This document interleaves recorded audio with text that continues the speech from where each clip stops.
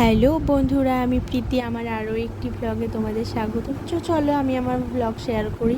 প্রথমেই দেখো আমি ভাতটা চাপিয়ে দিয়েছি, চালটা ধুয়ে দিয়ে দিয়েছি, আর আমি সব জোগাড়ও করে নিয়েছি যেহেতু রান্নাটা বসাতে হবে।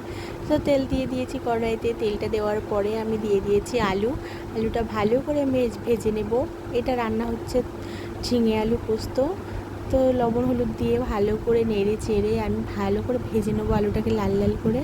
তারপরে আলুটাকে তুলে নেব। সেই তেলেই আর একটু তেল দেবো, দিয়ে শুকনো লঙ্কা ফোড়নে দিয়ে পেঁয়াজটা দিয়ে দেবো। পেঁয়াজটা দেওয়ার পরে একটু ভেজে নিয়ে আমি এর মধ্যে অ্যাড করব হচ্ছে ঝিঙেটা যেহেতু জল বেরোয় সেহেতু লবণ হলুদ কিছুই দেবো না। আমি শুধু নাড়বো, নেড়ে চেড়ে একটু ভেজে নিয়ে তার মধ্যে দিয়ে দেবো আলুটা দিয়ে একটু নাড়াচাড়া করে তার মধ্যে দিয়ে দেবো আমি মশলাটা দেবো। মশলার মধ্যে দিয়েছি আমি লঙ্কা, আদা আর পোস্ত।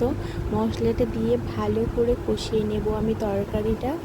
তো কষানো হয়ে গেলে আমি জল দিয়ে দিয়েছি, এর মধ্যে জল দিয়ে খানিকক্ষণ নাড়াচাড়া করে আমি এটাকে নামিয়ে নেব।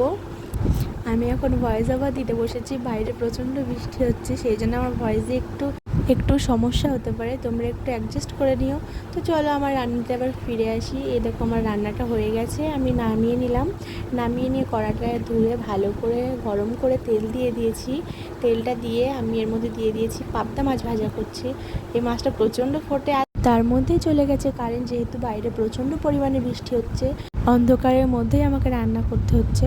মাছটা আমার ভাজা হয়ে গেছে, ভালো করে ভেজে আমি তুলে নিয়েছি। আবার দিয়ে দিয়েছি মাছ। আমি এই মাছটা ভালো করে এপিট ওপিট ভালো করে ভেজে নিয়ে আমি তুলে নেব। মাছটা তুলে নিয়ে সেই তেলেই আমি দিয়ে দেবো শুকনো লঙ্কা আর কালো জিরে ফোড়ন দিয়ে ভালো করে নেড়ে আমি দিয়ে দেবো মশলার মধ্যে দিয়েছি আমি আদা, লঙ্কা, সরষে, পোস্ত। মশলাটা দিয়ে তার মধ্যে পরিমাণ মতন লবণ আর হলুদ দিয়ে আমি ভালো করে মশলাটাকে কষিয়ে নিয়েছি।